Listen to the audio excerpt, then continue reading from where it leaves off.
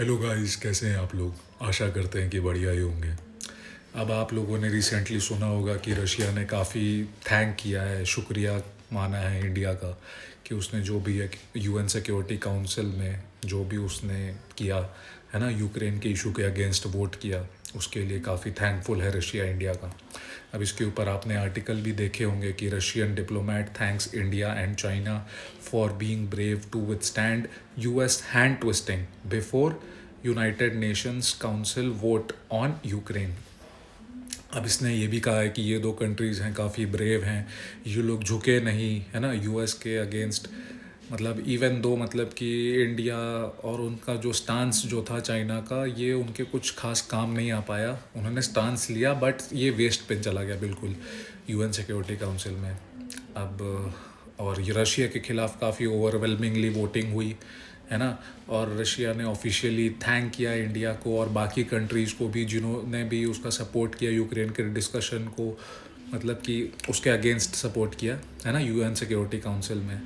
अब इसके पीछे क्या रीजंस थे, किस बात पे वोट हुई, क्या इशू था, और जो ट्वीट किया है रशियन रिप्रेजेंटेटिव ने यूएन के अगेंस्ट क्या किया है, ये सारा कुछ हम लोग आगे वीडियो में डिस्कस करेंगे। पर इसके पहले आप लोगों के लिए क्वेश्चन है ना कि कौन सा ऐसा सी है जो यूक्रेन के साउथ में पड़ता है। क्या वो बाल्टिक सी है, कारा सी है, सी ऑफ एजव है, या बेरेंट सी है? ये आपको बताना है वीडियो के कमेंट सेक्शन में, और इसका सही जवाब आपको पता है कि वीडियो के एंड में तो मिल ही जाएगा। अब आइए आगे बात करते हैं कि जो रशिया और यूक्रेन का जो ये इतने टेंशन्स चल रही है ना, तो रिसेंटली ये पहुंच गई भैया यूएन सिक्योरिटी काउंसिल तक है ना। और कई कंट्रीज़ ने मतलब कि रशिया पे आरोप लगाए हैं कि रशिया जो है काफ़ी एग्रेशन दिखा रहा है, उसे ऐसा नहीं करना चाहिए, वॉर प्रवोक हो सकती है, इससे करने की कोशिश भी कर रहा है रशिया है ना। और काफ़ी ह्यूमन राइट्स के वायलेशन हुए हैं, यूक्रेन को बुली किया जा रहा है, बहुत ज़्यादा बड़े बड़े मतलब आरोप लगे हैं। तो यूएनएससी में, यूनाइटेड नेशन सिक्योरिटी काउंसिल में बोला गया कि भैया इसको ओपनली एक फॉर्मेट, एक पैटर्न के बेसिस पे इस डिस्कशन को यूक्रेन के करते हैं। तो अब डिस्कशन जो है, मतलब कि रशिया के जो एग्रेशन है उसको काउंटर करने के लिए हम लोग क्या कर सकती है बाकी कंट्रीज़ है ना, पूरे आइडिया के अगेंस्ट जो भी अभी चल रहा है इसके अगेंस्ट वो लोग डिस्कशन करना चाह रहे थे। अब ऑब्वियसली रशिया जो है इसके अगेंस्ट ही वोट करेगा, वो नहीं चाहेगा कि ये डिस्कशन हो यूनाइटेड नेशन सिक्योरिटी काउंसिल में एक ओपन प्लेटफॉर्म पे है ना। तो उसने कहा कि चलो भाई वोटिंग कर लेते हैं। तो अब ये वोट कौन करेगा, ये भी बात आती है।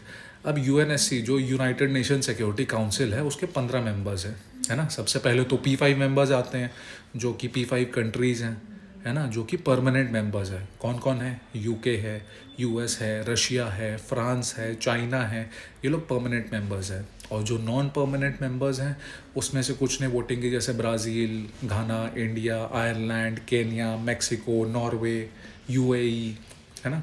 सब ने वोट किया, सब का वोटिंग हुई थी और सब ने वोट किया। अब इंटरेस्टिंगली ना, ये जो प्रस्ताव रखा गया था है ना कि यूक्रेन का डिस्कशन हमें इस इशू को लेके यहाँ पे करना चाहिए कि नहीं करना चाहिए यूनाइटेड नेशन सिक्योरिटी काउंसिल में, ऑब्वियसली रशिया ने इसके अगेंस्ट ही वोट किया, चाइना ने भी उसका सपोर्ट किया। अब इंडिया, गैबो और केनिया जो थे उन्होंने एब्सटेन कर दिया। अब एब्सटेन का क्या मतलब होता है? उन्होंने ना तो हाँ बोला ना तो ना बोला, ठीक है। अब इस डिस्कशन के ना 8 येस वोट आए थे कि हाँ हमें ये डिस्कशन यहाँ पे करना चाहिए। अब इंडिया का जो भी वोट था उससे रशिया को डेफिनेटली फ़ायदा तो हुआ, पर ऐसा कुछ खास फ़ायदा नहीं कहेंगे, नहीं हुआ है ना। अब यूएस की जो डिप्लोमेसी थी वहाँ पे फिर भी काफ़ी स्ट्रॉन्ग थी और उसने बाकी मेंबर्स को ग्रुप कर लिया, एकदम प्रो यूएस थे वो लोग सारे के सारे, और 10 वोट जो थे वो गया कि हाँ भैया हमें ये डिस्कशन करना चाहिए। अब ये कंट्रीज़ थी, नॉर्वे था, France, US, UK, Ireland, Brazil, Mexico. तो इतने सारे लोगों ने जब वोट किया तो ये प्रस्ताव जो है पास कर दिया गया और यूक्रेन पे डिस्कशन होगा। अब ये बात तो कंफर्म हो गई है ना। रशिया ने बहुत कोशिश की थी इसे रोकने की, पर फिर भी नहीं कर पाया, पर उसके बावजूद उसने बाकी कंट्रीज़ जिनको भी सपोर्ट किया था उसने उनको थैंक यू किया। अब आप देखिए इंडिया की फॉरेन पॉलिसी कितनी स्ट्रांग है, इससे हमें ये अंदाज़ा लग जाता है।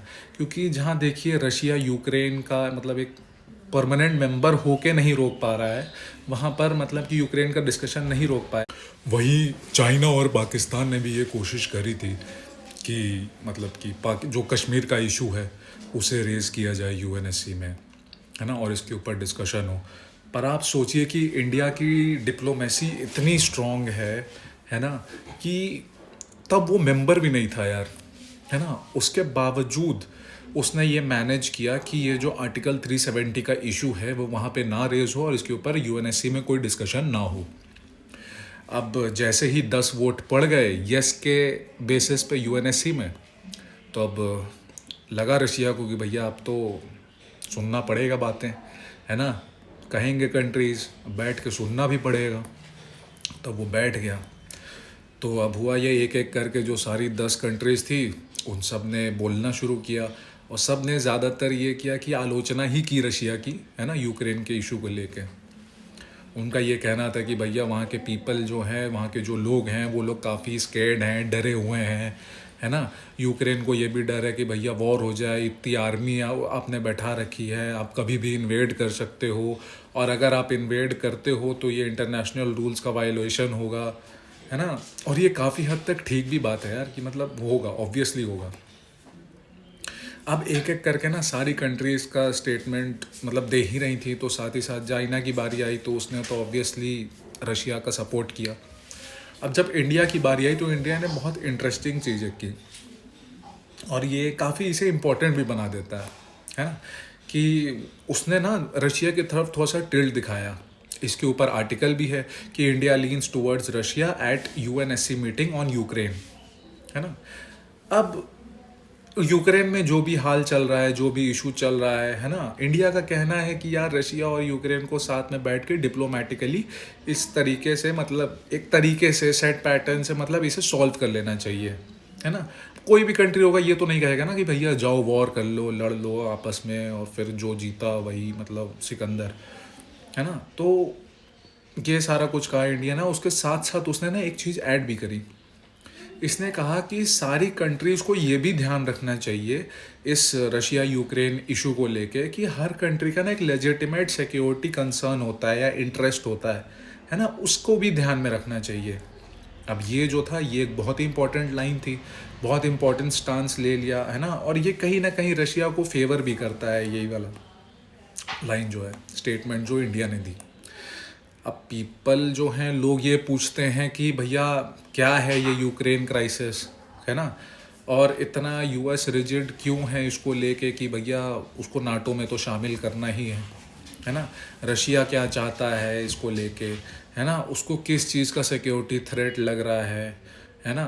तो अब इसकी बात करते हैं। अब बात आती है कि चलो ठीक है, रशिया यूक्रेन में ये मेनली ये चल रहा है कि यूक्रेन जो है ना वो मेनली नाटो को ज्वाइन करना चाह रहा है ना, और रशिया का बस इसी के अगेंस्ट एक स्टांस है कि भाई ऐसा नहीं होना देना चाहिए, जबकि यूएस का इस पे बहुत ही एक रिजिड स्टांस है और वो कहता है कि भैया हम आपकी बात क्यों सुने, है ना, हमें जो करना हम करेंगे, अगर हमें यूक्रेन को नाटो का पार्ट बनाना है तो हम बनाएंगे, है ना। अब रशिया क्यों चाहता है, ये बात आती है कि भैया क्यों चाहता है कि यूक्रेन पार्ट न बने।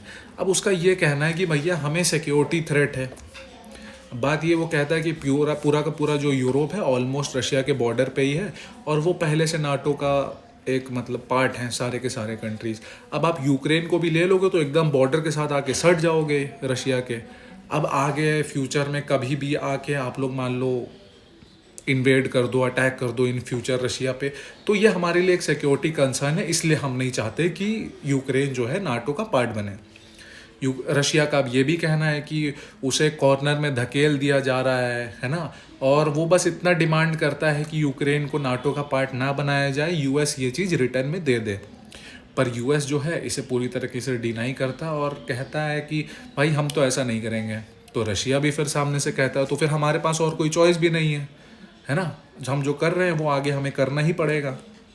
ऐसे तो आप धीरे धीरे रशिया को पूरी तरीके से घेर लोगे और इन फ्यूचर कभी भी अटैक हो जाएगा, है ना। तो इंडिया का यही स्टांस था इस बात पे कि भैया एक डिप्लोमेटिक सॉल्यूशन निकालो, पर हर कंट्री का ना जो सिक्योरिटी इंटरेस्ट है उसे दिमाग में रख के ये डिप्लोमेटिक सॉल्यूशन निकालो।